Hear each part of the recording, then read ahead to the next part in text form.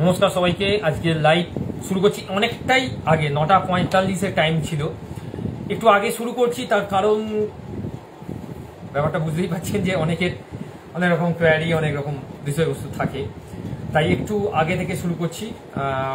তার জন্য অবশ্যই আই এম সরি। বিষয়বস্তুটা আজকে লাইফে যে মা বাবা বাচ্চাদের ভালো বন্ধু হতে পারে। অবশ্যই মা বাবা ভালো বাচ্চাদের ভালো বন্ধু হতে পারে।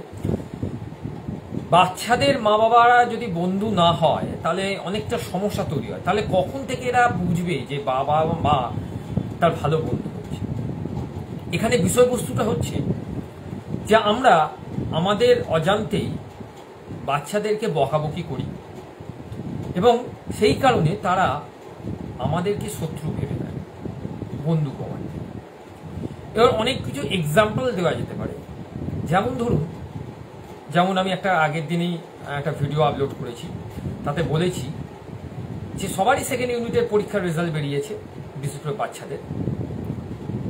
সেখানে ম্যাক্সিমাম বাচ্চা যাদের সঙ্গে আমার যোগাযোগ আছে তাদের রেজাল্ট আশানুরূপ হয়নি মা বাবার ক্ষেত্রে। সেখানে সেই বাচ্চাটাকে তারা বকাবকি করা বা কেন তার রেজাল্ট ভালো হয়নি সেই কৈফিয়ত চাওয়া, পরীক্ষার সময় তুই কি ভুল করেছিস, পরীক্ষার সময় তুই কি পরীক্ষাটা মন দিয়ে দিসনি, আরো আনুষঙ্গিক অনেক কথাবার্তা। এর ফলে বাচ্চাটা বা সেই স্টুডেন্টটা যারা ক্লাস 2, 3, 1, 4 পড়ছে, তারা বিষয়বস্তুটা অনেকটাই তাদের কাছে ভারাক্রান্ত হয়ে গেছে। তারা বোঝাবার চেষ্টা করছে, হয়তো বা কেউ হয়তো বোঝাবার চেষ্টাও করছিল যে আমরা তো পরীক্ষাটা ভালোই দিয়েছি, তাহলে নাম্বারটা হয়তো দিদিমণিরা ভালো দেয়নি, অনেকে চেপে খাতা দেখেছে বা ইটসেট্রা ইটসেট্রা। আমরা বাবা মারা এই জায়গাটাতে ভুল করি যে বাচ্চাদেরকে কখনো আমরা বোঝাবার চেষ্টা করি না, আচ্ছা ঠিক আছে তোর পরীক্ষাটা ভালো হয়নি, তোর রেজাল্টটা তার জন্য ভালো হয়নি, পরের বার তৃতীয় পর্বের জন্য ভালো প্রিপারেশন আমাদের দরকার, তার জন্য আমরা ভালোভাবে তৈরি করব নিজেদেরকে, তোর সঙ্গে আমি সবসময় আছি, তোর যেখানে অসুবিধা হবে তুই আমাকে বলিস, আমি চেষ্টা করব, যদি একান্তই না পারি তখন তো স্যার ম্যামরা আছেন, তাদের কাছ থেকে আমরা হেল্প পাবো। আমরা এই ধরনের কথাবার্তা বলি না, যার ফলে বাচ্চাদের সঙ্গে আমাদের একটা দূরত্ব তৈরি হয়। ভালো বন্ধু হওয়ার সুবর্ণ সুযোগগুলো আমরা এই ছোট ছোট ভাবেই আমরা হারিয়ে ফেলি। ছোট ছোট স্টেপে আমরা যদি বাচ্চাদেরকে ভালো বন্ধু করতে পারি তাহলে তাদের কাছ থেকে আমরা রিটার্ন গিফট হিসেবে বন্ধুত্বটাকে আশা করব। তারা কিন্তু তখন আপনার কথা শুনবে, বন্ধুরাই বন্ধুদের কথা শোনে, আমরা তো এটাই জানি। কিন্তু বন্ধুদের সঙ্গে যদি দূরত্ব তৈরি হয়ে যায় তাহলে কথা শুনবে না। যেমন বাবা মায়ের সঙ্গে বাচ্চাদের একটা দূরত্ব তৈরি হয়ে যায়, সেখানে দেওয়া নেওয়ার একটা সম্পর্ক তৈরি হয়। দেওয়া নেওয়া কি, যে তুমি ভালো রেজাল্ট করছো না এর জন্য তোমাকে আমি পানিশমেন্ট দেবো, অর্থাৎ এখানেও দেওয়া। তুমি ভালো রেজাল্ট তোমার হয়নি তার জন্য তুমি এই জিনিসটা পাবে না, এটাও একটা পাওয়া।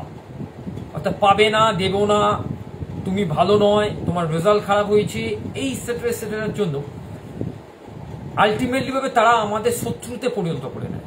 বাচ্চাদের দিক থেকে আমি বলছি, বিভিন্ন ধরনের সাইকোলজিক্যালি দিকগুলোকে যদি আমরা দেখি, সেখানে কিন্তু দেখছি বা দেখা যাচ্ছে রিসার্চ করে, বাচ্চাদেরকে পারফেক্টভাবে যদি আমাদের তুলে ধরতে হয় তাদের কখনোই ডিমোটিভেট করলে হবে না, তাদেরকে মোটিভেট করতে হবে।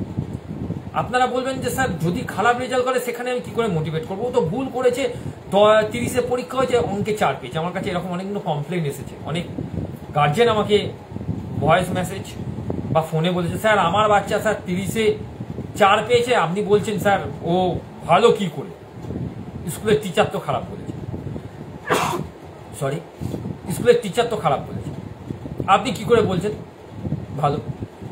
অঙ্কে 4 পেয়েছে, ইংলিশে 4 পেয়েছে, বাংলায় মেরে কুটে হয়তো 30-এর মধ্যে 10-15 পেয়েছে।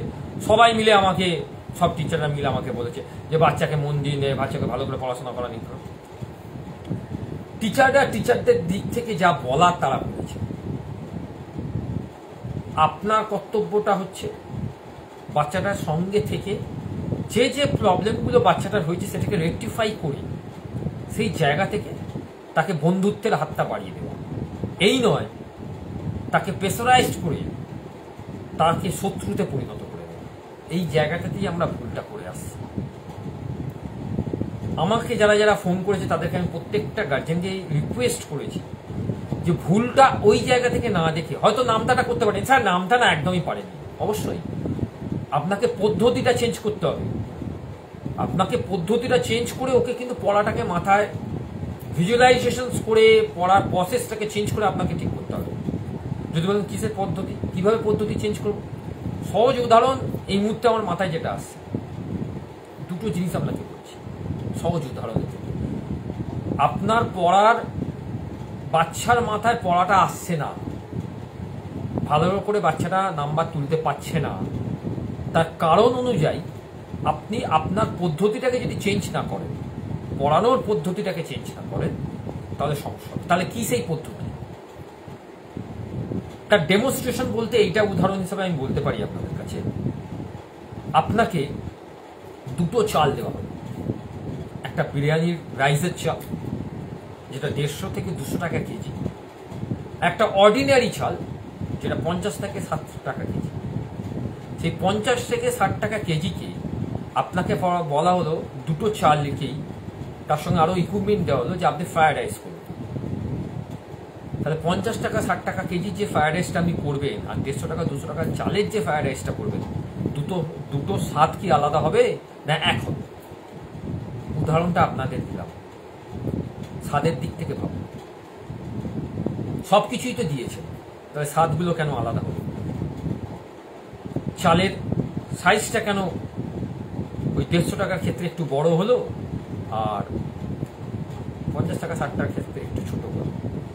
টেস্ট কেন অনেকটাই আলাদা হলো?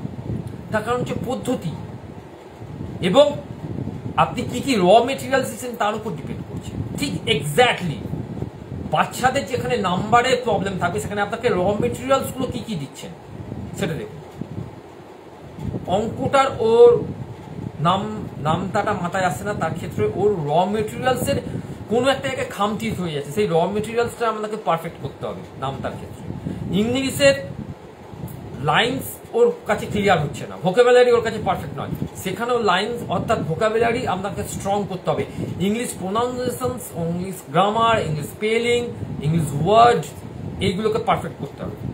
তবেই আপনাদের বাচ্চাদের ক্ষেত্রে এই ইরোডস গুলো আস্তে আস্তে কেটে যাবে। এটাই তো সবচেয়ে বড় উদাহরণ। আপনারা এইভাবেই যদি বাচ্চাগুলোকে ট্রিট করেন, প্রত্যেকটা পদক্ষেপকে যদি এইভাবেই নেন, তাহলে বাচ্চাদের মধ্যে একটা সুন্দর পরিবেশ যেমন তৈরি হবে, ওরা বুঝতে পারবে ওদের ভুলগুলো, ওরা রেকটিফাই করে লিখে রাখতে পারবে। নাহলে ভুল কিন্তু বাড়তে বাড়তে বাড়তে বাড়তে একটা পর্যায়ে পৌঁছে, যেখান থেকে রেকটিফাই করে আনা আপনাদের পক্ষে যেমন শক্ত, অনেকের পক্ষেই শক্ত। কারণ পড়াশোনা একটা প্র্যাকটিস, আমি যেটা মনে করি। হয়তো আমরা বলবেন স্যার পুজো তো এসে গেছে, পুজোর 4টে দিন স্যার ছুটি, সেটা তো আপনাদের মাইন্ড থেকে বলছেন। আপনার প্র্যাকটিসটা যদি কন্টিনিউ করি তাতে অসুবিধা তো কিছু নেই। পুজোর 4টে দিন আমরা প্র্যাকটিস করব, নর্মাল প্র্যাকটিস। আপনি কেন বই রিলেটেড প্র্যাকটিস করাবেন? পুজোর 4টে দিন নামটা প্র্যাকটিস করা যেতেই পারে, পুজোর 4টে দিন ও গ্রামাটিক্যাল কিছু প্র্যাকটিস করা যেতেই পারে। আচ্ছা, কন্টিনিউ যদি আপনি প্র্যাকটিস করেন, আপনার বাচ্চাকে কেউ কোথাও কোনোভাবে আটকাতে পারবে না। পার ডে যদি আপনি 50টা অঙ্ক করেন, মাসে আপনি 1,500 অঙ্ক করছেন। 1,500 ইন্টু যদি আমি 12 করি, বছরে গিয়ে সেই সংখ্যাটা দাঁড়াচ্ছে 800,000 অঙ্ক। 15 দুগুণে 30, 18,000 না, 15 দুগুণ, হ্যাঁ প্রায় ওই রকমই কাছাকাছির মতো অঙ্ক দাঁড়াচ্ছে আপনার। 5 15 60, হ্যাঁ 18,000। তাহলে এবার আপনি ভেবে দেখুন, 18,000 অঙ্ক সে বছরে করছে, it's a matter of joke. তারপরে তার নাম্বারটা কমবে, হতে পারে না। আমরা বছরে আপনি যোগ করে দেখবেন সে 1800 ছেড়ে দিন, 180টা অঙ্ক করছে কিনা।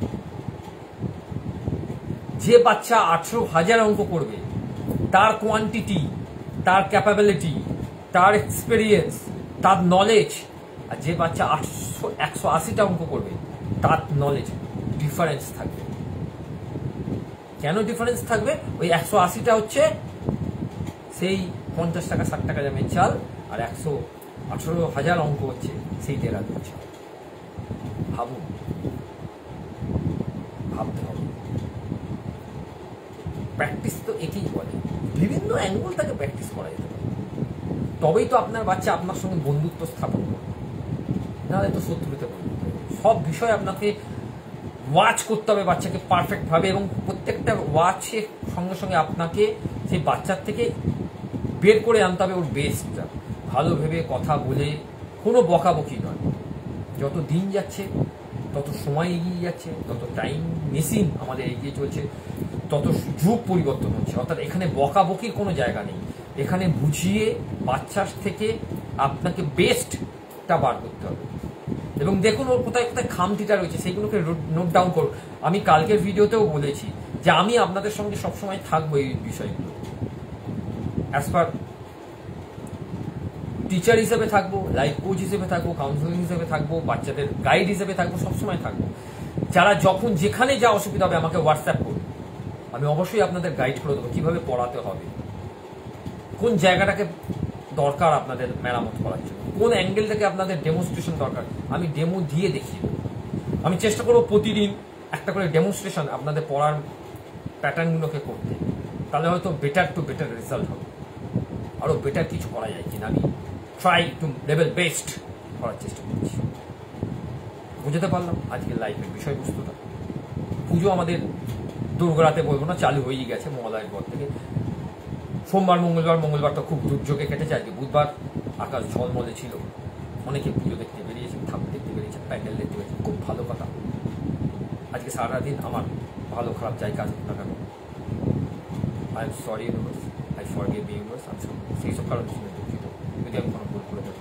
আই লাভ ইউ ইউনিভার্স, আমার দুটো মেয়েকে তুমি ভালো রেখেছো, তাদের শরীরকে ভালো রেখেছো, দুটো মেয়ের শরীর সবসময় ভালো আছে, তার জন্য thank you universe. I love you universe, তুমি আমাদের সবার মধ্যে আছো, থ্যাংক ইউ ইউনিভার্স। তুমি আমার মা বাবার শরীরকে ভালো রেখেছো, থ্যাংক ইউ ইউনিভার্স। তুমি আমার কাঁধ নাক চোখ সব কিছুকে ভালো রেখেছো, কথা বলার যে স্বর তার খুব ভালো রেখেছো, আমার শরীরকে তুমি ভালো রেখেছো, তাই জন্য thank you universe. I love you universe. তুমি আমাদের সবার মধ্যে আছো, সবাইকে মঙ্গল করছো, সবার ভেতরে তুমি আছো, তাই আই লাভ ইউ ইউনিভার্স। আমি খুব ভালো আছি, খুব ভালো আছি, খুব ভালো আছি, আমি খুব ভালো আছি, খুব ভালো আছি, আমি ভীষণ ভালো আছি, খুবই ভালো আছি, খুবই ভালো আছি, আমি খুব ভালো আছি, খুব ভালো আছি, খুব ভালো আছি, খুব ভালো আছি, ভীষণ ভালো আছি, খুবই ভালো আছি, ভীষণ ভালো আছি, খুব ভালো আছি, খুবই ভালো আছি। কালকে দেখা যাক লাইভ করছি কিনা, সকালে আপডেট পাবেন। ততক্ষণের জন্য সবাই ভালো থাকুন, পুজো সবাই আনন্দ করে কাটান।